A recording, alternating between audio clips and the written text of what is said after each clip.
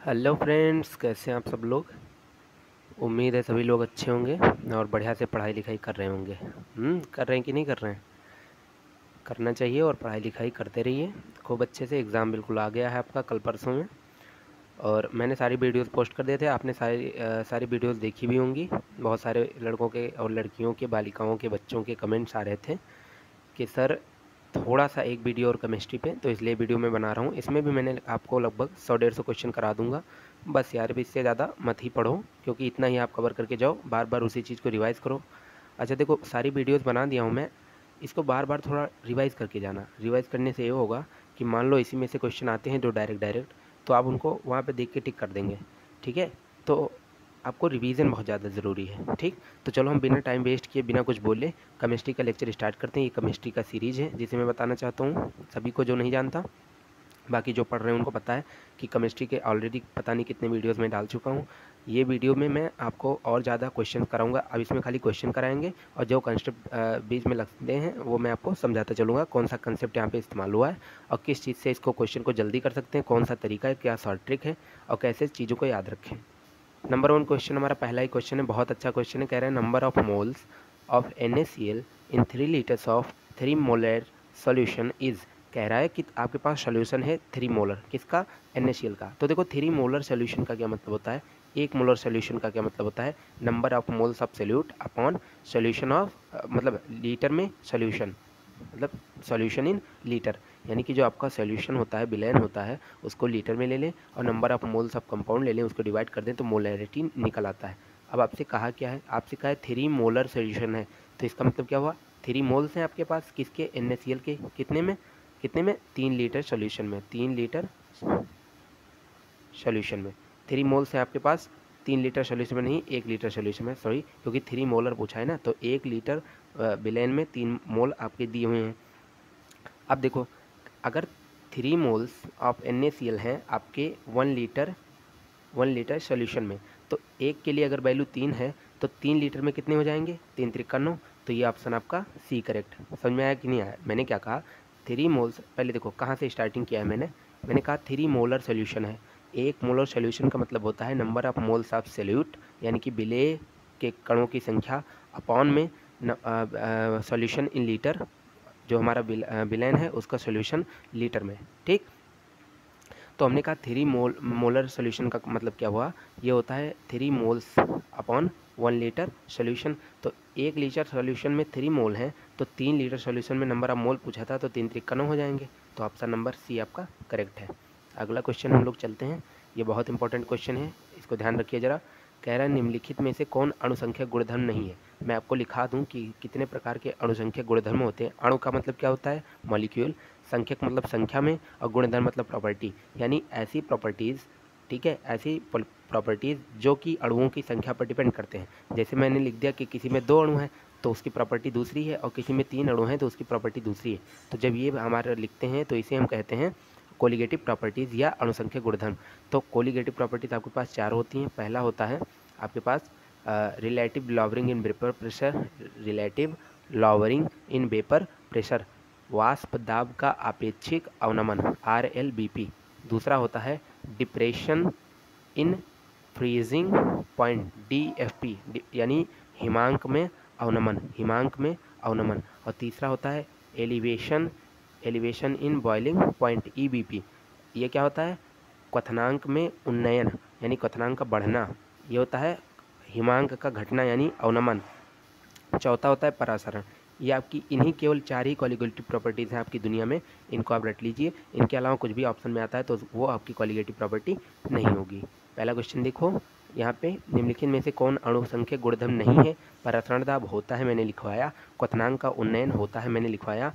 वाष्प दाब, अब देखो वाष्प दाब का आपेक्षिक अवनमन होता है कोलिगेटिव प्रॉपर्टी, लेकिन यहाँ खाली वाष्प दाब लिखा है, केवल वेपर प्रेशर की बात नहीं होती है।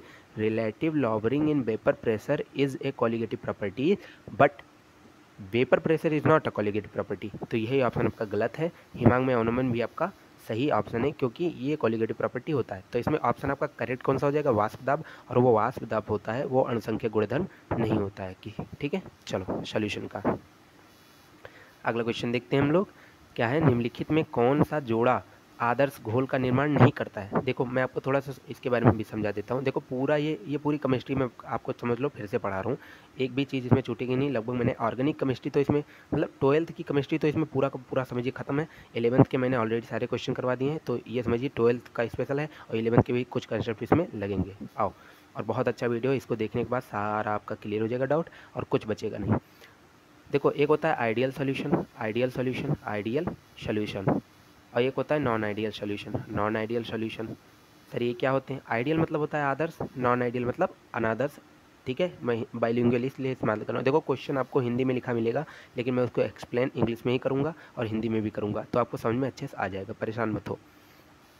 आइडियल सोल्यूशन क्या होता है? देखो जब हम कोई दो मान लो आपके पास 2 अचार का डिब्बा है, ठीक है, 2 अचार का डिब्बा है। एक अचार के डिब्बे में आपके पास आम का अचार है, दूसरे अचार के डिब्बे में आपके पास नींबू का अचार है।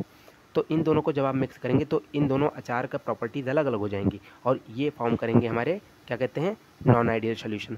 अब देखो आइडियल सोल्यूशन का क्या मतलब होता है? दोनों अचार के डिब्बे हैं आपके पास आम के, तो इन दोनों को आपस में मिलाएंगे तो आइडियल सोल्यूशन। समझ में आ गया सर? अचार के डिब्बे से आइडियल नॉन आइडियल, हाँ। अब देखो कह रहा है इनमें से कौन सा जोड़ा आदर्श घोल को प्रदर्शित नहीं करता है या नहीं निर्माण करता है, यानी कि इसमें से नॉन आइडियल सोल्यूशन पूछा है। देखो आइडियल सोल्यूशन कौन सा होता है? जब कभी मान लो आपके पास मैंने आपको एक डिब्बा पानी दिया और ये है आपके पास 2 लीटर पानी, यहाँ पे मैंने दिया आपको 3 लीटर दूध, मैंने कहा मिक्स कर दो, तो आपके पास टोटल 5 लीटर निकल के आएगा टोटल क्वांटिटी। लेकिन यहीं पे अगर मैं आपको सपोज दैट 2 कंपाउंड देता हूँ आपको मैं, एक देता हूँ C2H5OH, एक आपको देता हूँ CH3COCH3। अब मैं इसको मिक्स करने कहूँगा तो यहाँ पे देखो, यहाँ पे O है और यहाँ पे H है O के साथ, तो यहाँ पे हो जाएगी हाइड्रोजन बॉन्डिंग। हाइड्रोजन बॉन्डिंग होते ही ये आपस में कंबाइन हो जाएंगे और जो मान लो इसको मैंने लिया था 2 किलो C2H5OH को, इसको लिया था मैंने 3 किलो, तो जब कंबाइन हो जाएंगे आपस में तो ये क्वांटिटी जो होगी वो घट जाएगी, ठीक है, और ये होके मान लो हो गई 4.5 किलो, यानी 0.5 किलो चली गई। तो इस प्रकार के सोल्यूशन को नॉन आइडियल सोल्यूशन कहते हैं, ठीक है। तो इसमें जो ऑप्शन है आपका डी करेक्ट होगा, CH3 की होल ट्वाइस CO और CCl3, ये आपका नॉन आइडियल सोल्यूशन है, ठीक है। बाकी जो आपका आइडियल सोल्यूशन C6H6 CCl4 में कोई बॉन्डिंग नहीं होती, आइडियल सोल्यूशन। C6H5Br और C2H5I इसमें कोई बॉन्डिंग नहीं होती, आइडियल सोल्यूशन। C6H5 और C6H5CH3 कोई बॉन्डिंग नहीं होती, आइडियल सोल्यूशन। मगर इसमें बॉन्डिंग हो जाती है और ये हमारा नॉन आइडियल सोल्यूशन है।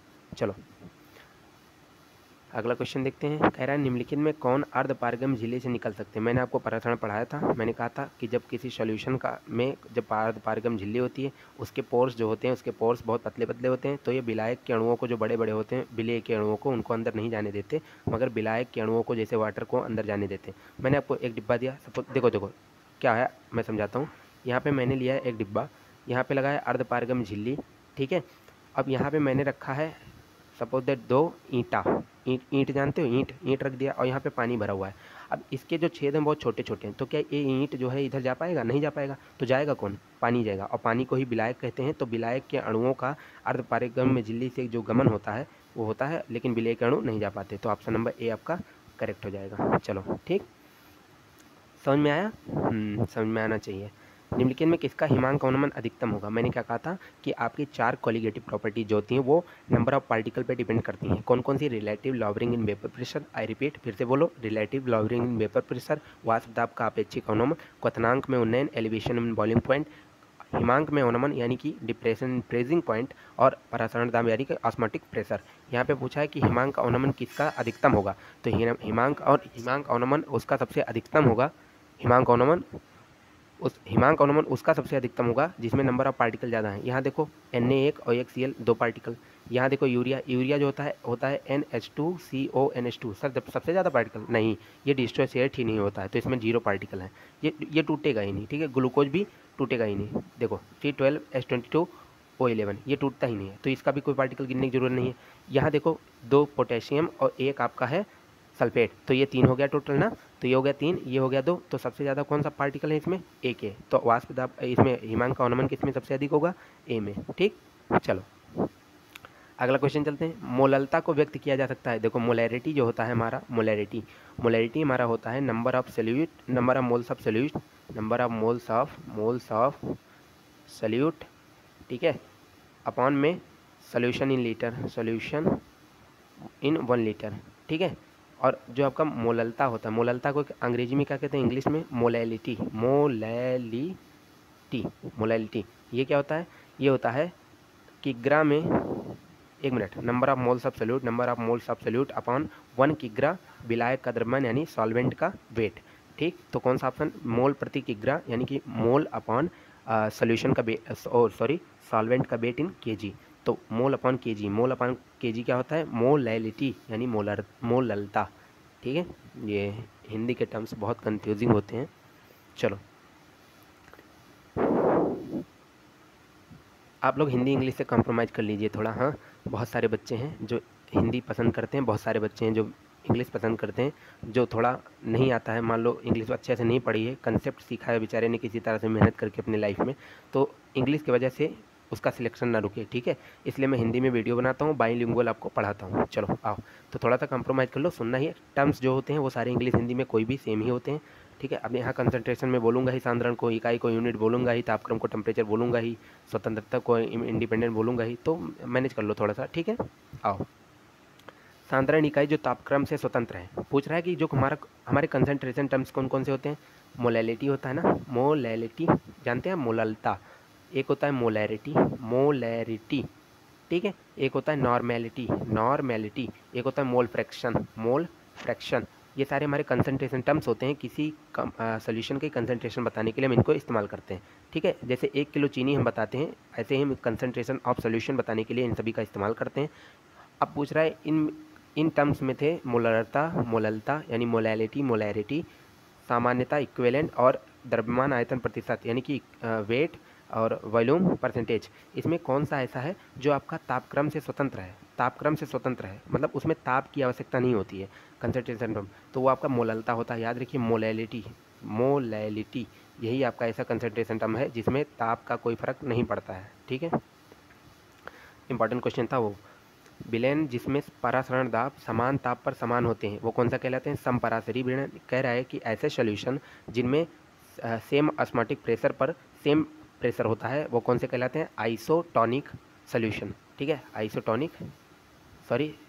दाब समान है ना, तो आइसोबारिक सॉल्यूशन या आइसोटोनिक सॉल्यूशन हम इनको कह सकते हैं। तो जो भी होगा आपने देख लेना, टर्म्स में कंफ्यूज ना हो, समपरासरी उनको विलयन कहते हैं। आओ, निम्नलिखित में से किसमें विलयन का अणुसंख्यक गुणधर्म नहीं है? किसमें विलयन का, देखो मैंने इंग्लिश में बहुत सारी वीडियोस बना दी थी, तो बहुत लोग कमेंट कर रहे थे सर हिंदी में क्वेश्चन ले आइए, तो मैं हिंदी वालों के लिए भी लाया हूँ, और ये इंग्लिश में मैं एक्सप्लेन कर ही रहा हूँ, तो उससे आपको समझ में आ जाएगा, परेशान मत हो। निम्नलिखित में से किसमें विलयन का अणुसंख्यक गुणधर्म नहीं है? देखो कितना इंपॉर्टेंट ये क्वेश्चन था, मैंने चारों आपको लिखवाया था। परासरण दाब है, पृष्ठ तनाव यही तो नहीं है सर, हिमांक का अवनमन होता ही है, वाष्प दाब का अवनमन होता ही है, तो आपका ऑप्शन नंबर बी करेक्ट हो जाता है। पृष्ठ तनाव कोलिगेटिव प्रॉपर्टी नहीं है। चलो आओ अगला क्वेश्चन देखते हैं। कह रहा है निम्नलिखित जलीय विलयनों में उच्चतम क्वथनांक किसका है? उच्चतम क्वथनांक पूछा है। देखो क्वथनांक किसका ज़्यादा होगा? जिसमें नंबर ऑफ पार्टिकल ज़्यादा होंगे। तो देखो मोलों की संख्या सब में समान ही दी है, उससे पार्टिकल से कोई मतलब नहीं, तो ये तो कैंसिल हो जाएंगे, सब में नंबर ऑफ मोल समान है। NaCl में 2 पार्टिकल हैं, यूरिया डीएसोसिएट नहीं होता है, मैंने पहले बताया, ग्लूकोज नहीं टूटता है, पहले बताया, तो इनको कंसीडर ही नहीं करेंगे। यहाँ 2 पार्टिकल हैं, यहाँ 3 पार्टिकल हैं, 1 Mg और 2 Cl, तो किसका क्वथनांक ज़्यादा होगा? सी का। ठीक, चलो आओ अगला क्वेश्चन देखते हैं। निम्नलिखित में किसकी गणना के लिए बैकमैन थर्मोमीटर का इस्तेमाल किया जाता है? किसकी गणना के लिए बैकमैन थर्मोमीटर का इस्तेमाल किया जाता है? तो याद रखिए तापक्रम में अंतर के लिए, यानी कि टेम्परेचर डिफरेंस के लिए हम बैकमैन थर्मोमीटर का इस्तेमाल करते हैं। ओके, अगला क्वेश्चन देखिए, पूछ रहा है जो हमारा ये गणितीय सिद्धांत है या व्यक्ति है, P0 minus P upon P0 is equal to n upon n plus n, ये क्या होता है? ये होता है relative lowering in vapour pressure, और ये नियम होता है राउल्ट का। तो राउल्ट ने इसको दिया था, relative lowering in vapour pressure का नियम राउल्ट्स लॉ है। ठीक है, और इसको राउल्ट लॉ कहते हैं, और ये होता क्या है? P0 minus P upon P0 is equal to n upon n plus n. ठीक है, आओ अगला क्वेश्चन देखते हैं। अगला क्वेश्चन क्या कहता है? परासरण दाब यानी कि ऑस्मोटिक प्रेशर को पता करने के लिए कौन सी सबसे अच्छी विधि है? सबसे अच्छी विधि जो है वो बर्कले और हर्टले की विधि है। इसका कुछ ऐसा सेटअप होता है इस टाइप का बीच में ऐसे, ठीक है, और इसको कभी फुर्सत में पढ़ेंगे। बर्कले हर्टले नाम याद रखिए, परासरण दाब को ज्ञात करने की विधि होती है। ये सारी चीज़ें आप इंटर में पढ़ते हैं, ठीक है, छोड़ आए होंगे इसीलिए यहाँ पे रिविजन करना पड़ रहा है। निम्नलिखित में कौन अणुसंख्यक गुणधर्म नहीं है? फिर वही क्वेश्चन, हाँ फिर वही क्वेश्चन, क्वथनांक जो है अणुसंख्यक गुणधर्म नहीं है, वाष्प दाब अणुसंख्यक गुणधर्म नहीं है। ठीक है, गुणधर्म है पूछा है ना, परासरण दाब होता है और हिमांक भी नहीं। देखो ये बहुत इंपॉर्टेंट क्वेश्चन है। क्वथनांक अणुसंख्यक गुणधर्म कॉलिगेटिव प्रॉपर्टी नहीं है, बल्कि क्वथनांक में उन्नयन यानी कि एलिवेशन इन वॉल्यूम पॉइंट ये आपका कॉलिगेटिव प्रॉपर्टी है। ऐसे ही वाष्प दाब में आपेक्षिक अवनमन यानी कि relative lowering in vapour pressure, ये आपका कॉलिगेटिव प्रॉपर्टी है। बट आपका वेपर प्रेशर जो अगर खाली लिख देगा तो कॉलिगेटिव प्रॉपर्टी नहीं है। कंसेप्ट क्लियर रखिए। प्रसरण दाब आपका कॉलिगेटिव प्रॉपर्टी होता है और हिमांक में अवनमन आपका यानी कि डिप्रेशन इन फ्रीजिंग पॉइंट, ये होता है आपका कॉलिगेटिव प्रॉपर्टी। बस जो है आपका हिमांक खाली एक मैं लिख दूँ यानी कि फ्रीजिंग पॉइंट लिख दूँ तो वो आपका कॉलिगेटिव प्रॉपर्टी नहीं होता है। तो इसमें कौन सा कॉलिगेटिव प्रॉपर्टी था? सी ऑप्शन यानी प्रसरण दाब। आओ अगला क्वेश्चन देखते हैं। किसी पदार्थ की अभिक्रिया की दर निम्नलिखित में किस बात पर निर्भर करती है? पदार्थ की अभिक्रिया की दर पूछ रहा है। अभिक्रिया की दर जैसे मैंने एक रिएक्शन लिखा है ए प्लस बी गिव्स आउट सी। अब इसमें अभिक्रिया की दर जो होगी वो कंसंट्रेशन टर्म पे यानी कि एक्टिव मासेस पे डिपेंड करेगी। ठीक है, तो सक्रिय मात्रा यानी एक्टिव मासेस इन्हें कहते हैं, उन पे डिपेंड करती है जो किसी भी रेट ऑफ रिएक्शन की जो होती है बात, तो सक्रिय मात्रा यानी कि एक्टिव मास पे डिपेंड करती है। अगला क्वेश्चन है, डेनियल सेल में होने वाली अभिक्रिया बताइए। डेनियल सेल में होने वाली अभिक्रिया क्या होता है? जिंक जो है जिंक +2 में चेंज होता है, कॉपर +2 कॉपर में चेंज होता है। तो इसको याद रखिए, जिंक का ऑक्सीडेशन होता है, कॉपर का रिडक्शन होता है डेनियल सेल में। चलो अगला क्वेश्चन देखते हैं। निम्नलिखित में कौन द्वितीयक सेकेंडरी सेल है? द्वितीयक सेल या secondary cell, lead storage battery मैंने आपको रटाया था कि पीबी स्टोरेज सेल ये आपका द्वितीयक सेल यानी कि सेकेंडरी सेल के अंतर्गत आता है। प्राइमरी सेल के अंतर्गत कौन कौन से आते हैं? Mercury cell. अगर आपको मरकरी यहाँ ऑप्शन होता तो ये प्राइमरी सेल के अंतर्गत आता है। ठीक, अगला क्वेश्चन देखते हैं। लोहे पर प्लेटिंग करने के लिए सबसे अधिक उपयुक्त धातु संक्षारण के विरुद्ध सुरक्षा क्या? अच्छा, संक्षारण क्या होता है? बहुत लोग यही नहीं जान पाएंगे। देखो, ये हमारी लोहे के प्लेट है, जब इसको ज़्यादा दिन रखे रहते हैं तो यहाँ पे नमी आ जाती है और नमी के कारण जो होता है रिएक्शन हो जाता है आयरन का क्या कहते हैं हवा की नमी से। ठीक है, तो रिएक्शन होने के बाद में यहाँ पे जंग लग जाती है। उस जंग को ख़त्म करने के लिए सबसे बढ़िया क्या होता है? तो आप जिंक की प्लेटिंग कर दें उस पर। जिंक प्लेटिंग मतलब जिंक पतले पतले चादर में काट के उस पर अगर चढ़ा देते हैं तो हमारा जो है संक्षारण से हम उसको बचा सकते हैं। सबसे बढ़िया सुरक्षा जिंक प्लेटिंग से हो जाती है। अगला क्वेश्चन देखते हैं। देखो, एक मैं आपको चीज़ बता दूं, एक बहुत बढ़िया चीज़ बता दूं। द करेक्ट ऑर्डर, ये बहुत इंपॉर्टेंट है और पूछा जाता है। The correct order of the mobility of the alkali metal ions in aqueous solution. कह रहा है कि एक्वस सोल्यूशन में एल्काली मेटल आयंस की जो मोबिलिटी है, मोबिलिटी माने चालकता। जैसे आपकी चालकता क्या है कि आपको अगर झाड़ी झंकाड़ में चलाऊंगा तो धीमे धीमे चलोगे, लेकिन अगर मैं आपको रोड पे चलाऊंगा तो तेज तेज चलोगे। ऐसे ही आयंस की चालकता होती है। जब उनको पानी में चलाऊंगा तो कैसे चलेंगे? देखो, एलआई जो होता है सबसे छोटा होता है। कैसे? हेलिना की रब से फरियाद बेटा मांगे कर स्कूटर बाप राजी से आप जानिए, ट्रिक है ये याद करने की। तो पहला एलिमेंट आपका एलआई है फर्स्ट ग्रुप का, ठीक है, और फर्स्ट पीरियड का। दूसरा एलिमेंट आपका जो फर्स्ट ग्रुप का सेकंड एलिमेंट है वो है सोडियम, तीसरा है पोटेशियम, चौथा है रुबिडियम। अब सुनो, एलआई सबसे छोटा है। मैंने एक टैंकर में पानी भरा, ठीक है। अब इसमें जो सबसे छोटा मॉलिक्यूल होगा तेज तेज भागेगा। आप देखिए, बड़े आदमी जो होते हैं, बड़े बूढ़े बुजुर्ग, उनसे लड़के तेज भागते हैं। क्यों? क्योंकि वो छोटे होते हैं। ऐसे याद कर सकते हो। तो एलआई सबसे छोटा है तो ये सबसे तेज भागेगा, फिर एनए, फिर पोटेशियम और फिर रुबिडियम। इसको आप याद रखिए, ठीक है। मोबिलिटी का ऑर्डर पूछेगा तो गलत करके आना मत, वरना कूट दूंगा मैं। चलो, वेग स्थिरांक पर ताप के प्रभाव को व्यक्त करने के लिए आर्यनियस का समीकरण निम्नलिखित में से कौन सा था? आर्यनियस ने एक इक्वेशन दिया था कि रेट कांस्टेंट को जो है वो एक्टिवेशन एनर्जी से किस प्रकार प्रभावित होता है। एक्टिवेशन एनर्जी क्या होती है सर, समझा दीजिए प्लीज़। देखो, मैंने आपको क्या कहा, एक आपके पास खंभा है। अब आपको खाना बनाने के लिए सपोज दैट या किसी आपके पास यहाँ पे रिएक्टेंट्स हैं। किसी रिएक्शन में रिएक्टेंट्स होते हैं ना, जो इधर साइड लेफ्ट के लिखे रहते हैं। उन रिएक्टेंट को प्रोडक्ट में चेंज करना है, तो प्रोडक्ट में चेंज करने के लिए उनको कुछ स्पेसिफिक एनर्जी देनी पड़ेगी। अरे भैया, आपको चाय बनानी है तो एक टेम्परेचर देना पड़ता है, तब तो चाय बनती है। कि पानी और चीनी डाल के पी लेते हो? नहीं पीते हो ना। तो उसी टेम्परेचर को हम संक्रियण ऊर्जा यानी संक्रियण ऊर्जा हिंदी में और एक्टिवेशन एनर्जी इंग्लिश में कहते हैं। तो जब आप एक्टिवेशन एनर्जी को क्रॉस कर जाते हैं तभी आपका रिएक्टेंट प्रोडक्ट में चेंज होता है, तभी आपकी चाय बनेगी। वेग स्थिरांक पर ताप के प्रभाव को व्यक्त करने के लिए आर्यनियस ने एक समीकरण दिया था कि रेट ऑफ रिएक्शन किस प्रकार से एक्टिवेशन एनर्जी से रिलेटेड है। तो ये होता है K = A × E⁴ अपॉन में RT। एक्चुअली में यहाँ माइनस होता है, -EA/RT। ए क्या होता है? आर्यनियस कांस्टेंट होता है, ठीक। तो यहाँ पे एक माइनस लगा लो, ऑप्शन नंबर डी टिक कर दो। इसको याद रखना, आता है, पूछता है। निम्नलिखित में कौन सा फेरिक हाइड्रोक्साइड से के कोलाइड विलयन के स्कंदन में सबसे अधिक प्रभावी है? अब देखो, स्कंदन क्षमता हार्डी सुल्जे जिन्होंने पढ़ा होगा उन्हें याद होगा, जिन्होंने नहीं पढ़ा वही नाम याद रखें। हार्डी सुल्जे नाम के वैज्ञानिक थे। उन्होंने कहा था कि जो फेरिक हाइड्रोक्साइड है, मतलब कोई भी कोलाइड है, उसके विलयन के स्कंदन के लिए, ठीक है, उसके विलयन के स्कंदन के लिए, कोएगुलेशन के लिए प्रभावी सबसे अधिक कौन सा होगा? जिसमें नंबर ऑफ आयंस जो होंगे वो सबसे ज़्यादा होंगे। अच्छा देखो, नंबर ऑफ आयंस किसमें सबसे ज़्यादा है? अगर मैं बात करूँ, ये क्या है QL, यहाँ देखो K2SO4 कितने आयंस है? 2 + 1 = 3 आयन। KNO3 में कितने आयंस है? 4 आयन है। एक मिनट, एक के एक एन और 3 ऑक्सीजन, 4 आयन। इसमें देखो, इसमें K3 है आपके, 4 आयन नहीं, यहाँ पे 2 आयन है, सॉरी KNO3 में एक NO3 -2 माइनस और एक K प्लस, ठीक, तो 2 ही आयन हुए। सबसे ज़्यादा आयन कौन से हैं आपके K3 FeCN के होल 6 में, जैसे ये टूटा K3 प्लस में और ये टूटा FeCN की होल 6 माइनस में, तो एक आयन ये हो गया पूरा टोटल कॉम्प्लेक्स है और 3 ये हो गए, तो 4 है ना। तो जिसमें आयन सबसे ज़्यादा वो कोएगुलेशन सबसे ज़्यादा करेगा, ये हार्डी-सोल्जे का रूल था, यही ऑप्शन आपका करेक्ट हो जाएगा।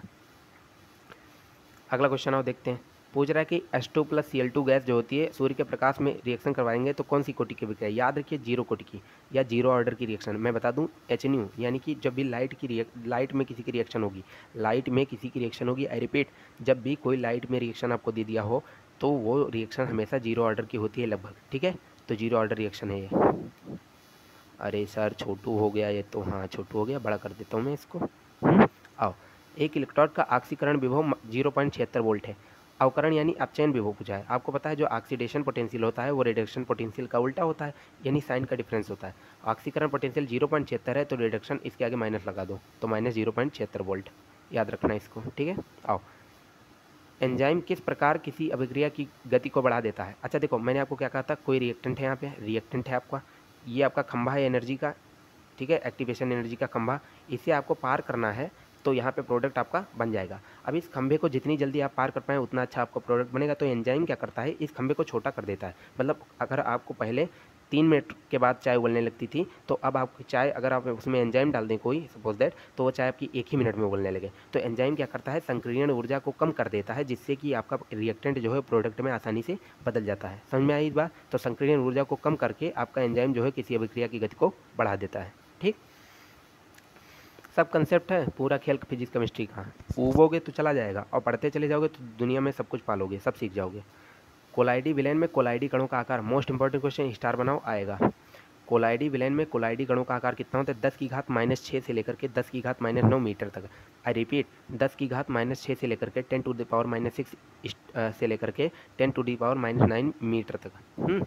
आओ अगला क्वेश्चन देखते हैं, इनको निपटाते हैं। क्या कह रहा है कि निम्न में से किस धातु के सोल को ब्रेडिग आर्क मेथड के द्वारा नहीं बनाया जा सकता। ब्रेडिग आर्क मेथड क्या होता है, एक काउंटर लेते हैं, उसमें बर्फ़ के टुकड़े डाल देते हैं, ठीक है, और यहाँ पे हम किसी का कोलाइड का सोल ले लेते हैं, जैसे AU का और AG का, ठीक है, इसका सोल ले लेते हैं, और पोटेशियम का या कॉपर का कोई सोल ले लेते हैं और यहाँ पे इलेक्ट्रोड लगा देते हैं। तो जब हीट करते हैं तो इलेक्ट्रोड के माध्यम से हल्का हल्का पिघलते हुए पानी में आता रहता है और हमको सोल प्राप्त हो जाता है, ठीक है, AU का सोल्यूशन प्राप्त हो जाता है।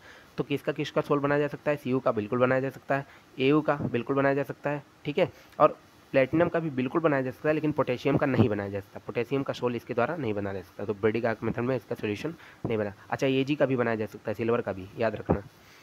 ताजे अवक्षेप को कोलाइडल विलयन में बदला जा सकता है, किसके द्वारा, पेप्टाइजेशन के द्वारा। कोई ताज़ा अवक्षेप ले लीजिए, जैसे FeOH की होल थ्राइड ले लीजिए, अब उसी का आप एक शॉर्ट ले लीजिए, जैसे FeSO4 ले लीजिए, ठीक है। तब एक ऐसी बात होती है, पेप्टाइजेशन में आप एक अवक्षेप लेते हैं, उसी का शॉर्ट लेते हैं, आपस में जैसे हिला डुला के करते हैं, वह पेप्टाइजेशन हो जाता है और कोलाइड प्राप्त हो जाता है। कोलाइड फार्मेशन की एक विधि है पेप्टाइजेशन, इसको भी आप याद रखिए। चलो अगला क्वेश्चन देखते हैं। अधिशोषण की प्रक्रिया होती है, अधिशोषण मैंने आपको क्या बताया था, एडजॉर्प्शन। प्रीवियस वीडियो में इसको इतना अच्छा मैंने समझाया था, भूले नहीं होंगे अगर आपने वीडियो देखी होगी, फिजिकल और केमिकल दोनों समझाया था। एडजॉर्प्शन क्या होता है, किसी चीज़ का किसी चीज़ पे चिपकना, ठीक है। अब ये क्रिया कौन सी होती है, ये क्रिया हमारी ऊष्मा छेपी होती है। जब कोई चीज़ किसी चीज़ से चिपकती है तो ऊष्मा रिलीज होती है। जैसे आपका बोर्ड है, उस पर चॉक से आपने लिखा तो चॉक चिपक गया, तो यहाँ से हीट रिलीज होती है, ठीक है। छूने पर गर्म लगेगा सर, बिल्कुल नहीं लगेगा, लेकिन ये जानिए ऊष्मा छेपी होती है अधिशोषण की अभिक्रिया। चलो आओ अगला क्वेश्चन देखते हैं। अगला क्वेश्चन है, जैव उत्प्रेरक कौन सा है। जैव उत्प्रेरक मतलब होता है बायो कैटलिस्ट। बायो कैटलिस्ट इसमें से कौन सा है, तो बायो कैटलिस्ट जो होता है हमारा बायो कैटलिस्ट, वो एक एंजाइम ही होता है। मतलब हमारे शरीर में जो बायो कैटलिस्ट का काम करता है वो एंजाइम करता है। एंजाइम जैसे हमारे आंत में कुछ एंजाइम मैं आपको बताता हूँ जो मुझे याद है, एरेप्सिन माल्टेज लैक्टेज सुक्रेज लाइपेज। क्या कहा मैंने, एरेप्सिन माल्टेज लैक्टेज सुक्रेज लाइपेज, ये सारे एंजाइम आंत में, छोटी आंत में पाए जाते हैं। ये भोजन का पाचन करने में सहायता करते हैं। ऐसे टॉयलिन एंजाइम आपका पाया जाता है, मुंह में पाया जाता है, ठीक है। ऐसे सारे एंजाइम पाए जाते हैं। तो ये बायो कैटलिस्ट का एग्जाम्पल है ये सारे एंजाइम। तो बायो कैटलिस्ट कौन से हैं, हमारे एंजाइम्स हैं। सल्फाइड अयस्कों का सांद्रण प्राय किस विधि से किया जाता है, सर बच्चों को पता है, फेन प्लाउन विधि यानी कि froth flotation method. I repeat, froth flotation method. Sir कुछ सल्फाइड अयस्क का नाम बता दीजिए। PBS बहुत पूछा जाता है, गैलेना इसका नाम होता है, गैलेना, ठीक है। ZNS जिंक ब्लेंड इसका नाम होता है, जिंक ब्लेंड। तो ये 2-3 सल्फाइड और आप याद कर लीजिए।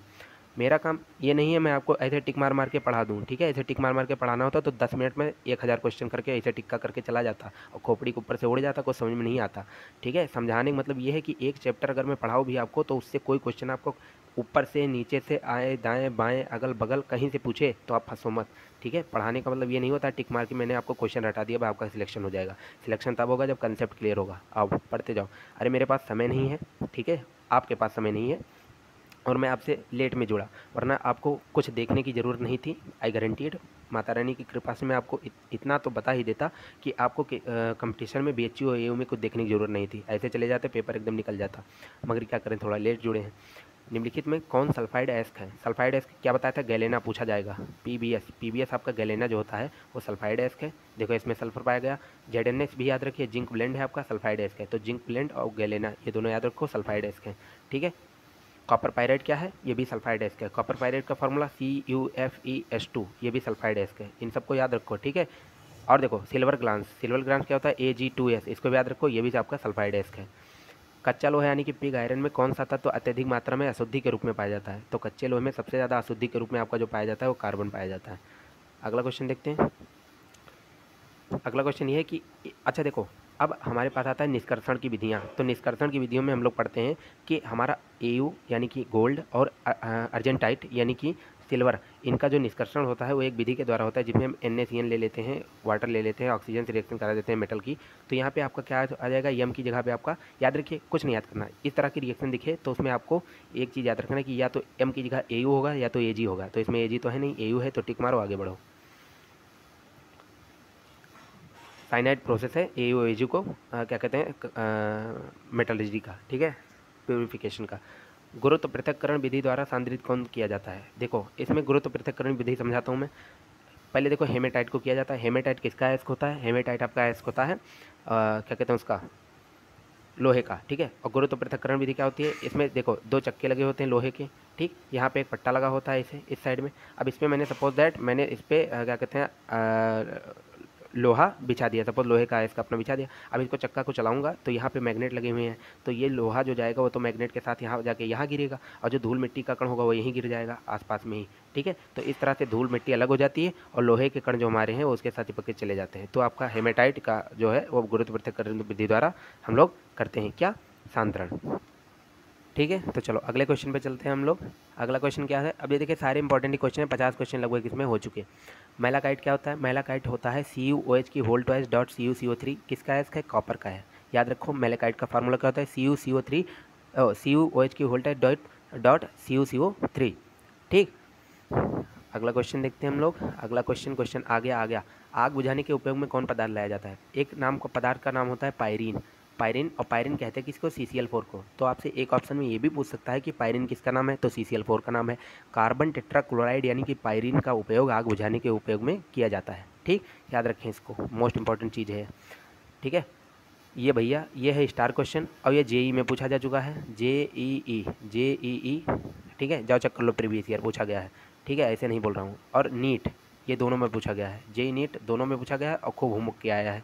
चलो अब देखते हैं क्या वान आर्केल विधि से किसका शोधन किया जाता है, ठीक है। तो जर्कोनियम और टाइटेनियम का शोधन वान आर्केल विधि के द्वारा किया जाता है। इसको आप याद रखिए, वैन आर्केल के द्वारा जर्मेनियम और टाइटेनियम का शोधन किया जाता है। JEE में पूछा जा चुका है और नीट में भी पूछा जा चुका है, एंट्रेंस ऑफ AU में भी पूछा जाएगा, ठीक। अगला क्वेश्चन देखते हैं। नेक्स्ट क्वेश्चन जो हमारा है पूछ रहा है निकेल के शुद्धिकरण के लिए जो हमारी ये विधि है, ये NiCO4 बना Na का शोधन कहलाया, ये कौन सी विधि है? तो याद रखिए मॉन्ड प्रोसेस, MOND मॉन्ड प्रोसेस के द्वारा आप निकेल का शोधन करते हैं, प्यूरिफिकेशन ऑफ निकेल करते हैं, किसके? मॉन्ड के प्रोसेस द्वारा। जर्कोनियम और टाइटेनियम का किसके द्वारा करते हैं? वान आर्केल विधि के द्वारा। मॉन्ड के प्रोसेस के द्वारा क्या करते हैं शोधन? किसका? निकेल का। तो ये दोनों चीज़ें आप याद रखिए, ठीक है। अगला क्वेश्चन देखते हैं। पूछ रहा है कॉपर पायराइड का सूत्र है। अरे सर अभी तो आपने लिखवाया था कॉपर पायराइड जो है वो आपका सल्फाइड ओर है। और कौन सा सल्फाइड ओर है? Silver glass Ag2S। इसको भी नोट कर लो, जो लिखवा रहा हूँ उसको नोट करते जाओ, ठीक है। CuFeS2 Ag2S हो गया। PBS हो गया, PBS को क्या कहते हैं? गैलेना कहते हैं, ये भी हमने लिखवाया था। ZNS हो गया, ZNS को क्या कहते हैं? इसको कहते हैं क्या कहते हैं? जिंक ब्लेंड, ठीक है। तो ये सारी चीज़ें आप, अच्छा एक और होता है HGS, ये याद आ गया, HGS को सिनेबार कहते हैं। तो आपसे जब इनका पूछेगा कि सिनेबार इनमें में से कौन सा है तो बता नहीं पाओगे, जल्दी याद नहीं होगा। तो क्यों नहीं बता पाओगे? क्योंकि इसका नाम अलग है। सिनेबार से आप गेस ही नहीं कर सकते कि HGS को सिनेबार कहते हैं और ये सल्फाइड और है, ठीक, तो नाम याद होना चाहिए आपको, इसलिए मैंने 7-8 तो लिखा दिया, इसको नोट कर लो। अब इसमें यहाँ पे कुछ टॉपिक्स दी हुई हैं कि पी ब्लॉक के एलिमेंट्स हैं, इनको क्या क्या प्रॉपर्टीज़ होती है, कौन कौन से होते हैं, इनको आप स्क्रीनशॉट ले लीजिए, पढ़ लीजिएगा, टाइम होगा तो। इन पे मैं नहीं जा रहा, मैं आपको क्वेश्चन कराऊंगा, उसके तहत कंसेप्ट समझाऊंगा। क्वेश्चन से कंसेप्ट सीखोगे तो भूलोगे नहीं। ये भी चीज़ पढ़ लीजिएगा, इसका स्क्रीनशॉट ले लीजिए आराम से और पढ़ लीजिएगा। ठीक, ले लिया, चलो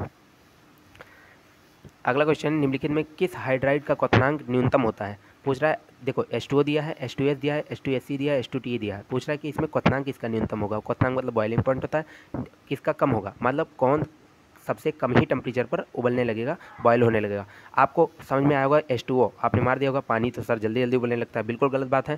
पीरियोडिक टेबल में जब आप ग्रुप में ऊपर से नीचे की ओर जाते हैं तो जो है आपका क्वथनांक का जो मान होता है वो किसी हाइड्राइड के क्वथनांक मान जो होता है ऊपर से नीचे की ओर जाने पर वो हमारा क्या कहते हैं घटता जाता है। लेकिन अपना याद रखिए ये बात, इसको याद रखिए कि ऊपर से नीचे जाने पर आपका जो क्वथनांक का मान है वो घटेगा। बट यहाँ पे देखिए H2O जो है हमारा वो हाइड्रोजन बॉन्डिंग कर लेता है। मैंने क्या बताया था, फोन यानी कि FON अगर आपके पास एलिमेंट है और यहाँ पे आपके पास हाइड्रोजन बगल में है तो वहाँ हो जाती है हाइड्रोजन बॉन्डिंग। यहाँ देखो H है, O है फोन में से, तो यहाँ पे हाइड्रोजन बॉन्डिंग हो जाएगी। और हाइड्रोजन बॉन्डिंग की इंथैल्पी जो होती है बहुत खतरनाक होती है और इसका जो बॉन्ड होता है वो थोड़ा मजबूत होता है इन सब के मुकाबले। तो ये जो है वो सबसे ज़्यादा क्वथनांक इसका हो जाएगा। उसके बाद अगर सेकेंड नंबर पर देखें तो सबसे न्यूनतम क्वथनांक जो होता है वो क्या कहते हैं H2S का होता है। और अगर मैंने गलती बोल दिया तो देखो ग्रुप में ऊपर से नीचे जाने पर क्वथनांक बढ़ता है, तो H2TE का सबसे ज़्यादा क्वथनांक, H2SC का उससे कम, लेकिन H2O का इन दोनों से ज़्यादा। क्यों? क्योंकि इसमें हाइड्रोजन बॉन्डिंग पाई जाती है। तो अगर सबसे कम क्वथनांक आपसे पूछा जाए तो H2S H2S H2S हो जाएगा। अगला क्वेश्चन देखो, अब देखो पूछा कि निम्न में से कौन हाइड्रोजन बंध का सबसे प्रबलतम रूप है। मैंने क्या कहा था, FON।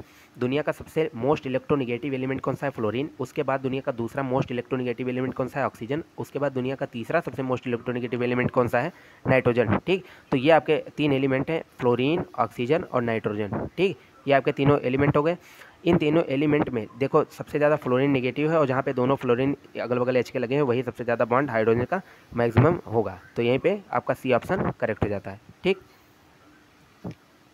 ठीक, तो चलिए अगला क्वेश्चन देखते हैं। जो हमारा नेक्स्ट क्वेश्चन है वो कह रहा है कि नाइट्रिक ऑक्साइड का वायु द्वारा ऑक्सीकरण करने पर हमें लाल भूरे रंग की गैस प्राप्त होती है, उस गैस का क्या नाम है।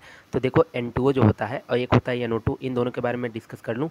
N2O भूरे रंग का गैस होता है जो कि नाइट्रिक ऑक्साइड के ऑक्सीकरण द्वारा प्राप्त होता है। NO2 जो हमारा होता है ये हमारा होता है लाफिंग गैस, इसको याद रखिए, हंसाने वाली गैस जो कि हमेशा इस्तेमाल की जाती है। NO2 लाफिंग गैस है और N2O जो है आपका वो नाइट्रस ऑक्साइड है।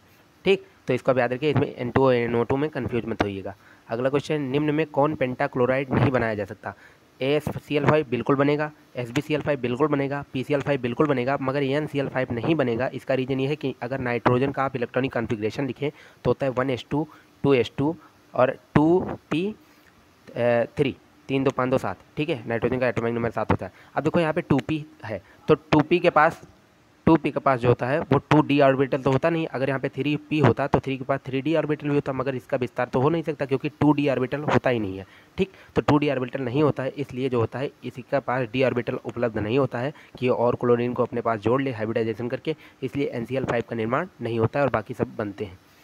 ठीक, अब आते हैं क्लोरीन की अमोनिया की अधिकता में अभिक्रिया कराने पर क्या बनता है। तो क्लोरीन की अमोनिया की अधिकता, तो ये रिएक्शन आप याद रखिए 3Cl2, ये बहुत फेमस रिएक्शन है कि क्लोरीन की अमोनिया के अधिक में रिएक्शन होने पर क्या बनता है, 8NH3 प्लस 3Cl2, ये gives out 6NH4Cl plus N2। ठीक है, ये एजिटिव रिएक्शन है, बोर्ड में बहुत पूछी जाती थी इसलिए मुझे अभी तक याद है।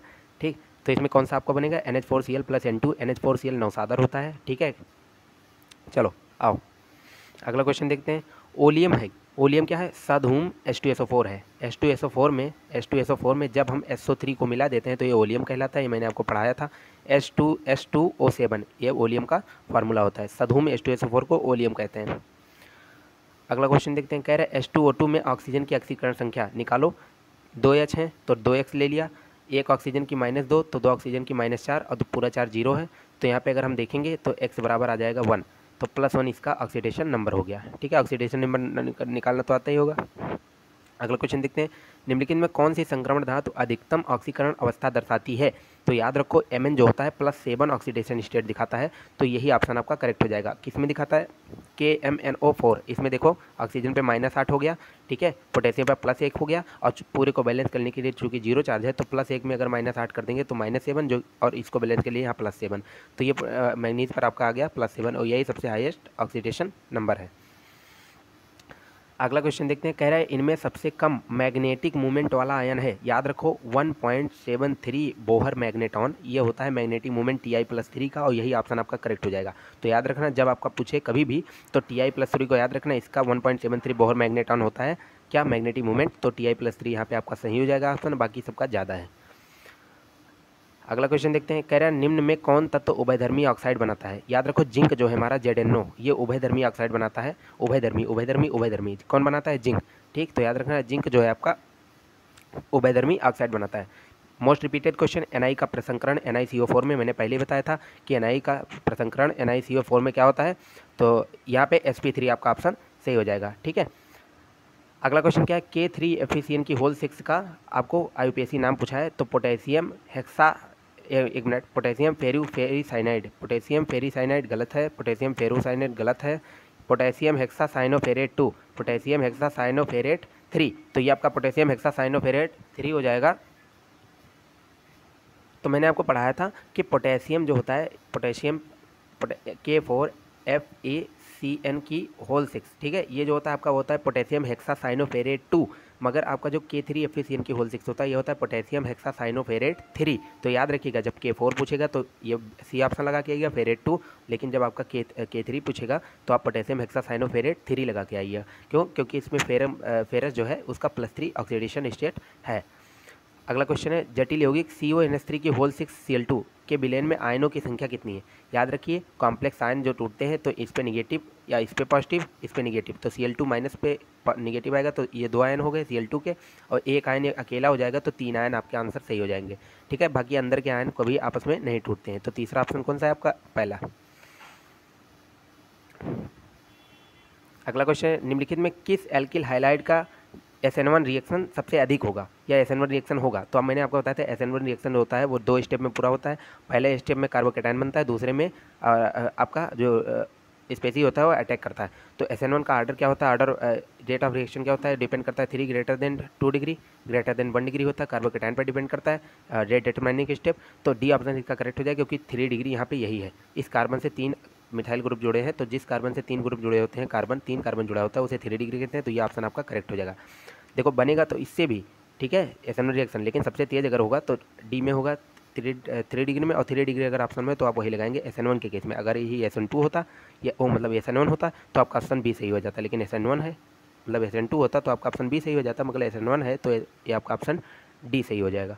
ठीक, अगले क्वेश्चन की तरफ चलते हैं। हमारा निम्नलिखित अभिक्रिया में यौगिक बी क्या है? देखो मैं आपको बताता हूँ, जब C2H5Br KCN से रिएक्शन करेगा तो ये KBr बन के निकल जाएगा, KBr निकल गया, बचा क्या? C2H5CN, C2H5CN बचा। अब आपको मैं एक ट्रिक बताता हूँ, दुनिया में कभी भी अगर आप CN का वाटर से रिएक्शन करवाते हैं तो इसको तुरंत ये एसिड बना देता है, COOH। इसको रट लो, CN अगर वाटर के साथ रिएक्ट करेगा तो एसिड बनेगा क्या? CN अगर वाटर के साथ रिएक्ट करेगा तो एसिड बनेगा क्या? CN अगर वाटर के साथ रिएक्ट करेगा तो एसिड बनेगा। तो देखो यहाँ पे C2H5 था तो C2H5 ऐसे ही लिख दिया, और यहाँ CN जोड़ के वाटर से रिएक्ट करता तो COOH यहाँ पे जोड़ दो, तो ये मेथ एथ, देखो 3 कार्बन वाला एसिड, प्रोपेनोइक एसिड। ठीक, चलो आओ, यही छोटी छोटी चीज़ें हैं, क्लिक करती रहेंगी तो आप आंसर को फटाफट कर ले जाएंगे। पूछा है SN1 अभिक्रिया के लिए एल्किल हाइलाइड की अभिक्रियाशीलता का क्रम। तो जानो SN1 अभिक्रिया क्या होता है, जितना जल्दी सबस्ट्रेट जो है अटैक कर दे, ठीक, तो जो जिसका साइज सबसे बड़ा होगा वही सबसे पहले अटैक करेगा, ठीक, आराम से। तो RI में I का साइज सबसे बड़ा होता है, तो ऑर्डर ऑफ रिएक्शन क्या हो जाएगा SN1 के केस में? RI greater than RBr, greater than RCl और ग्रेटर देन RF। चलो ये भी याद रखना, मोस्ट इंपॉर्टेंट क्वेश्चन है। पूछा है कि निम्न में हेलोफॉर्म अभिक्रिया कौन नहीं देता है? कौन नहीं देता है? अगर हेलोफॉर्म अभिक्रिया पूछा है, जो फॉर्मेल्डिहाइड नहीं देता है। क्यों? हेलोफॉर्म अभिक्रिया वही देता है जिसके पास अल्फा हाइड्रोजन होता है, ठीक, इसके पास कोई अल्फा हाइड्रोजन प्रेजेंट नहीं है तो हेलोफॉर्म अभिक्रिया नहीं देगा।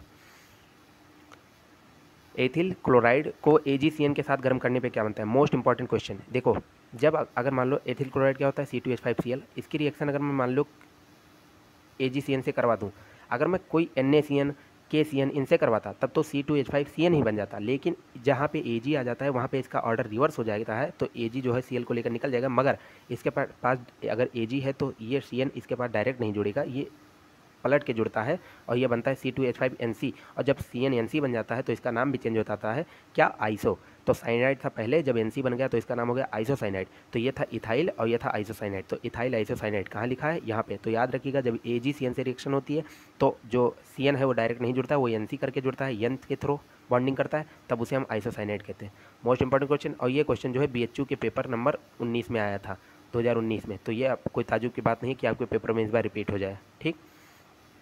यही सब रिएक्शन आएंगे, बाकी पढ़ते रहो। कार्बिल अमीन अभिक्रिया में की जांच किससे की जा सकती है, मतलब इनमें से कौन सा ऐसा यौगिक है जिसकी कार्बिल अमीन अभिक्रिया के तहत जांच की जा सकती है। कार्बिल अमीन अभिक्रिया क्या होती है, जब किसी प्राथमिक अमीन की रिएक्शन हम करवाते हैं, ठीक है, तो क्या कहते हैं, हमारे पास आइसोसाइनाइड बनता है जो कि बहुत ज़्यादा बदबूदार होता है, वो कार्बिल अमीन रिएक्शन होती है। और यहाँ पे प्राथमिक अमीन कोई नहीं है, ये तो हमारा एमाइड हो गया CONH2, यहाँ पे प्राथमिक अमीन है नहीं, ये उपरोक्त सभी होगा नहीं, तो C2H5NH2 ये हमारा प्राथमिक अमीन है, 1 डिग्री अमीन, तो इसी का कार्बिल रिएक्शन से टेस्ट होगा। तो ऑप्शन नंबर C आपका करेक्ट है।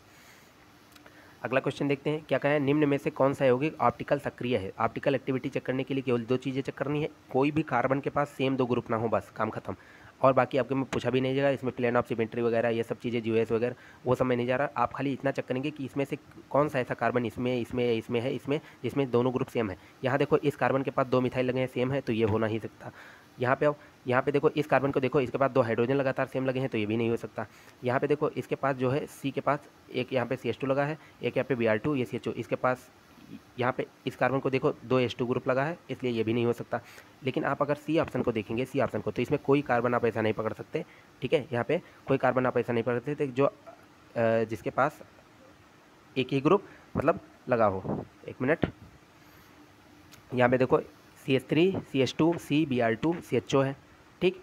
यहाँ पे इस कार्बन के पास 2 Br ग्रुप सेम हो गए, ठीक, तो ये तो होगा नहीं। यहाँ पे इस C के साथ एक H है, एक Br अलग से है, और एक तरफ ये पूरा मिथाइल ग्रुप इथाइल ग्रुप जुड़ा है, ठीक। यहाँ पे देखो कैसे जुड़ा है, यहाँ पे H है, यहाँ पे Br है, ठीक है, Br है, और यहाँ पे पूरा ये आपका C2H5 ग्रुप जुड़ा है, और यहाँ पे CHO जुड़ा है, तो इसके चारों वैलेंसी डिफरेंट है, और यही आपका ऑप्टिकली एक्टिव कंपाउंड है। तो ऑप्शन नंबर C आपका करेक्ट हो जाएगा। कंफ्यूज मत होना, इसे चेक कर लेना, बस आ जाएगा। वो घुमा फिरा के लिखा था, स्ट्रक्चर बना के भी देखोगे तो आराम से आ जाएगा।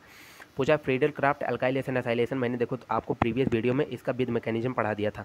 फ्रीडल क्राफ्ट एल्काइलेशन एसाइलेशन क्या होता है, देखो पूछा फ्रीडल क्राफ्ट अभिक्रिया में ब्रोमोबेंजीन की अभिक्रिया मेथिल आयोडाइड से कराओ, तो ब्रोमोबेंजीन पहले लिखो, ब्रोमोबेंजीन हमने लिख लिया, उसकी अभिक्रिया मेथिल आयोडाइड यानी CH3I से करवाया, ठीक, मेथिल आयोडाइड से हमने करवाया। तो होता क्या है, जब ब्रोमोबेंजीन की रिएक्शन मेथिल आयोडाइड से हम करवाते हैं तो ये CH3 जो है जाके ऑर्थो पे जुड़ता है पहले, फिर पैरा पे जुड़ता है, और पैरा वाला ज़्यादा बनता है, क्यों, क्योंकि ड्यू टू सिमेट्री। तो मैंने क्या कहा था, आर्थो पैरा ब्रोमोटालुइन, क्योंकि जब बेंजीन के ऊपर CH3 लगता है तो उसे टॉलुइन कहते हैं, और आर्थो पैरा ब्रोमोटालुइन, यानी कि ऑप्शन नंबर C आपका करेक्ट हो जाएगा। एल्काइलेशन एसाइलेशन मैंने आपको पढ़ाया भी था। अगला रिएक्शन, निम्नलिखित में से किस विधि से मेथिल अमीन का बनाया जा सकता है। याद रखो मैंने आपको कहा था कि जब भी आपको एल्काइल अमीन बनाना होगा, ठीक है, तब आप हाफ मैन ब्रोमामाइड रिएक्शन का इस्तेमाल करेंगे। क्या था, किसी अमाइड को ले लीजिए, RCONH2 ये ग्रुप होता है एमाइड, उसकी रिएक्शन जैसे ही आप Br2 + KOH से करवाएंगे, ये तुरंत इस ग्रुप को गायब कर देता है CO वाले को, और इसको डायरेक्ट जोड़ देता है, यानी RNH2 बन जाएगा। तो अमाइन बनाने के लिए कौन सा रिएक्शन इस्तेमाल करेंगे, half man bromamide degradation reaction. तो यहाँ पे आपका B ऑप्शन करेक्ट हो जाएगा। बहुत इंपॉर्टेंट है, अमीन वाले चैप्टर से अगर कोई क्वेश्चन आता है तो जरूर ही वो हाफ मैन ब्रोमामाइड रिएक्शन से ही आपके पेपर में आएगा, इतना याद रखिए। अगला क्वेश्चन देखते हैं, निम्नलिखित में कौन आइडोफार्म अभिक्रिया नहीं देता है। आइडोफार्म अभिक्रिया कौन नहीं देगा, आइडोफार्म अभिक्रिया की मैं बात कर रहा हूँ, ठीक है। अल्कोहल है, ये अपचयित हो जाता है एल्डिहाइड में, बिल्कुल देगा। CH3 CHO एल्डिहाइड ही है, बिल्कुल देगा। CH3OH हमारा मेथेनॉल पकड़ा गया, ये नहीं देगा। कीटोन भी देता है, ठीक है, एसेटॉक्सी ये हमारा C6H5CO CH3 भी देगा, लेकिन हमारा मेथेनॉल नहीं देगा, इसलिए आपका जो ऑप्शन है कौन सा करेक्ट हो जाता है, B। तो B जो हमारा वो आइडोफार्म परीक्षण नहीं देगा। अगला क्वेश्चन देखते हैं, अभिकर्मक जो एल्डिहाइड और कीटोन दोनों के साथ अभिक्रिया करता है वह क्या कहलाता है। जो अभिकर्मक दोनों के साथ अभिक्रिया कर ले, तो देखो इसमें टॉलिन अभिकर्मक है, केवल एल्डिहाइड के साथ अभिक्रिया करता है, कीटोन के साथ नहीं करता, पहला ऑप्शन गलत। फेलिंग भी आपका केवल एल्डिहाइड के साथ अभिक्रिया करता है, ये जो है कीटोन को ऑक्सीक्रेट नहीं कर पाता, तो दूसरा भी गलत। सिर्फ अभिकर्मक ये क्या होता है, बेंजल एनिलीन, मैंने आपको पढ़ाया था क्या होता है, बेंजल्डिहाइड प्लस एनिलीन का मिक्सचर होता है सिर्फ अभिकर्मक, ये भी आपका केवल एल्डिहाइड से रिएक्शन करता है, कीटोन से नहीं करता, तो ये भी गलत। बचा क्या, ग्रिग्नार्ड रिएजेंट। ग्रिग्नार्ड रिएजेंट मैंने कहा था कि इससे दुनिया का कोई भी कंपाउंड बना सकते हैं लगभग, ठीक। तो ये आपका कीटोन और एल्डिहाइड दोनों से रिएक्शन कर लेता है। तो मैं इसको समझाऊँ आपको कैसे करता है, अगले पेज में हम लोग चलते हैं और समझते हैं कैसे करता है। यहाँ देखो इसकी मैकेनिज्म देखते हैं कैसे कर लेता है। ये हमारा एल्डिहाइड, यहाँ से अगर इस बॉन्ड को मैं शिफ्ट कर दूँ तो O पे आ जाएगा निगेटिव, यहाँ आ जाएगा पॉजिटिव, और इसको मैं तोड़ूँ अगर RMgX को, तो Mg पॉजिटिव X एक में टूटेगा और R निगेटिव में, तो ये निगेटिव वाला पार्ट जाके कार्बन से जुड़ेगा और ये MgX वाला पार्ट जाके O से जुड़ेगा, और बाद में जब इसका हाइड्रोलिसिस करेंगे तो MgOH X बन के निकल जाएगा और इस ऑक्सीजन को एक H मिल जाएगा, तो ऊपर OH और यहाँ पे अल्काइल चेन बढ़ गई। तो देखो क्या क्या रिएक्शन हो गया, ऊपर एक H मिल गया इसको और एक अल्काइल चेन यहाँ बढ़ गई। ऐसे ही अगर आप इसकी रिएक्शन करवाएंगे RCHO की, तो देखो यहाँ पे सपोज दैट R-CHO है, ठीक, और यहाँ पे RMgX है, तो ये जाकर एक अल्काइल चेन यहाँ पे जुड़ गया पहले से और एक ऑक्सीजन को H मिल गया। ऐसे ही अगर कीटोन की रिएक्शन करवाएंगे तो यहाँ पे देखो एक कीटोन की रिएक्शन करवाएंगे तो ये बॉन्ड यहाँ शिफ्ट होगा, यहाँ आएगा निगेटिव, यहाँ आएगा पॉजिटिव, इससे जुड़ेगा MgX, इससे जुड़ेगा H, यहाँ पे जाके क्या कहते हैं, इससे जुड़ेगा MgX, यहाँ पे जाके जुड़ेगा CH3 या R जोड़ लीजिए अल्काइल चैन, तो एक अल्काइल चैन बढ़ेगी। कुल मिला के इससे रिएक्शन ये कर लेगा और ये कंपाउंड बन जाएगा। तो कीटोन से और एल्डिहाइड से दोनों से रिएक्शन कौन कर लेता है, ग्रिग्नार्ड रिएजेंट। अगला क्वेश्चन देखते हैं, एसिटाल्डिहाइड की अभिक्रिया क्लोरीन के साथ होने पर निम्न में कौन बनता है। मैंने क्या कहा था, एसिटाल्डिहाइड की अभिक्रिया, क्या लिखा, एसिटाल्डिहाइड मतलब CH3CHO, इसी को एसिटाल्डिहाइड करते हैं। इसकी रिएक्शन अगर मैं 3Cl2 से करवा दूँ, एक मिनट, 3Cl2 से, तो ये 3 है और यहाँ से 3HCl बन के निकल जाएगा, ठीक है, 3HCl बन के निकल गया, तो यहाँ और यहाँ पे 3Cl बच के जुड़ गया, तो CCl3CHO, ये हो गया क्या, क्लोरल। तो क्लोरल का फॉर्मेशन हो जाता है, तो ऑप्शन नंबर 20 का करेक्ट हो जाएगा, ठीक। तो चलो अगला क्वेश्चन देखते हैं। नेक्स्ट वाला जो क्वेश्चन है वो कह रहा है कि क्लोरोफॉर्म जो है प्रकाश की उपस्थिति में, जो क्लोरोफॉर्म ऑक्सीजन से रिएक्शन कर लेता है तो क्या बनता है। मैं आपको बता दूं, जो आपके हाथ में क्लोरोफॉर्म होगा, अगर आपने थोड़ा सा भी उसको अगर हवा में छोड़ा तो इतना जान लो कि वो रिएक्शन एयर से कर जाता है और बनाता है फॉस्जीन, और ये इतनी विषैली गैस होती है कि इसको अगर कोई इंसान सूंघ ले तो अधिक मात्रा में सूंघने से उसकी तुरंत मृत्यु भी हो सकती है, ठीक है। तो इसीलिए इसको एक काले शीशे में बंद कर कर इस्तेमाल किया जाता था पहले, अब तो इस पर रोक लग चुकी है, बहुत कम ही इस्तेमाल होता है, क्योंकि इससे भी खतरनाक मेडिसिन आ गई हैं जो बेहोशी वगैरह के काम में आती हैं। पहले बहुत ज़्यादा इस्तेमाल होता था लूटपाट करने के लिए, ठीक है। लुकास प्रतिकारक, लुकास रिएजेंट क्या होता है, मैंने आपको बताया था, अनार्द्र ZnCl2 यानी कि एनहाइड्रस ZnCl2, सूखा। अनार्द्र का मतलब भी बहुत लोगों को नहीं पता होता, तो मैं इसको बताता हूँ, सूखा, एकदम सूखा सूखा ZnCl2 ले लो, उसमें सांद्र HCl मिला दो, सांद्र HCl, ठीक है। तो ये आपका लुकास रिएजेंट होता है, कंसनट्रेटेड HCl प्लस अनार्द्र ZnCl2, ठीक। तो ऑप्शन नंबर ए करेक्ट है आपका। अगला क्वेश्चन देखते हैं, निम्न में से किस पदार्थ का व्यापारिक नाम फॉर्मेलिन है। तो इतना याद रखो, HCHO जो हमारा फॉर्मेल्डिहाइड होता है उसी को हम फॉर्मेलिन कहते हैं जब उसमें 40% जल होता है।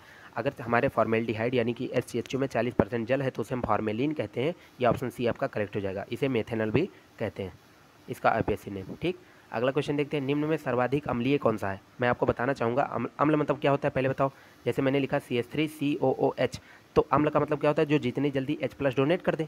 अब भैया जो जितनी जल्दी H+ डोनेट करेगा कैसे करेगा, यहाँ पे देखो ग्रुप्स कौन कौन से लगे हैं, यहाँ पे -I इफेक्ट वाले ग्रुप लगे हैं, मतलब इलेक्ट्रॉन को अपनी ओर खींचने वाला है, यानी इलेक्ट्रोनिगेटिव ग्रुप लगे हैं। F लगा है जो इलेक्ट्रॉन को सबसे ज़्यादा अपनी ओर खींचेगा, मोस्ट इलेक्ट्रोनिगेटिव एलिमेंट है, इसके पास इलेक्ट्रॉन की उतनी ही कमी है सबसे ज़्यादा, ठीक है। पूरे पीरियोडिक टेबल में सबसे ज़्यादा भूखा नंगा कौन है, वो है आपका फ्लोरीन, सबसे ज़्यादा इलेक्ट्रॉन इसी के पास कमी है, यही सबसे मोस्ट इलेक्ट्रोनिगेटिव एलिमेंट है। उसके बाद Cl आता है, उसके बाद Br आता है, उसके बाद I। कहने का मतलब है सबसे ज़्यादा इलेक्ट्रॉन कौन खींचेगा, यहाँ से F खींचेगा, तो ये हमारे लिए अच्छी बात है ना, जितना ज़्यादा ये यहाँ से इलेक्ट्रॉन खींचेगा उतनी जल्दी ये यहाँ से प्लस निकल जाएगा। तो सबसे ज़्यादा अगर एसिडी की बात करें तो ये आसानी से निकल जाएगा इसमें C में, तो ऑप्शन नंबर C इसका करेक्ट हो जाएगा, FCH2COH। चलो, फिनॉल तथा बेंजोइक अम्ल में अंतर किया जा सकता है किसके आधार पर, सोडियम बाइकार्बोनेट। याद रखिए आपका जो फिनॉल है वो सोडियम बाइकार्बोनेट के साथ रिएक्शन नहीं करता है, जबकि बेंजोइक एसिड C6H5COOH ये आपके सोडियम बाइकार्बोनेट से रिएक्शन कर जाता है। तो फिनॉल और बेंजोइक अम्ल में अंतर किया जा सकता है NaCO3 से रिएक्शन के द्वारा, ठीक। अगला क्वेश्चन देखते हैं, अगला क्वेश्चन क्या है, एक मिनट। अगला क्वेश्चन क्या है, क्लेमेंसन अवकरण अभिक्रिया का अभिकारक है। मैंने आपको क्लेमेंसन रिएक्शन पढ़ाया था, क्या था, zinc एमेलगम Zn plus Hg plus में कंसनट्रेटेड HCl। तो इसको याद रखिए, जिंक एमेलगम प्लस कंसनट्रेटेड HCl जहाँ भी दिखेगा वो क्लेमेंसन अपचयन होगा, तो ऑप्शन नंबर बी आपका करेक्ट हो जाता है।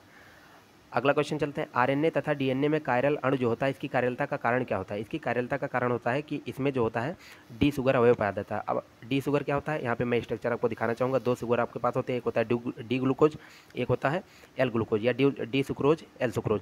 तो यहाँ पे देखिए डी ग्लूकोज का स्ट्रक्चर ऐसे होता है और एल का ऐसे होता है, ठीक। और इसमें कितने कायरल कार्बन है, ये भी क्वेश्चन आता है। तो 1 chiral carbon, 2 chiral carbon, 3 chiral carbon और 4 कायरल कार्बन। तो इसमें ग्लूकोज, अल्फा डी ग्लूकोज या बीटा डी फ्रक्टोज या अल्फा डी फ्रक्टोज या बीटा डी ग्लूकोज, इनमें कायरल कार्बन पूछे तो आपके पास 4 कायरल कार्बन आएंगे। और थोड़ा देख लें बीटा डी फ्रक्टोज वगैरह भी देख लेना कि कौन से कायरल कार्बन किसमें कितना ज़्यादा पाया जाता है, ठीक।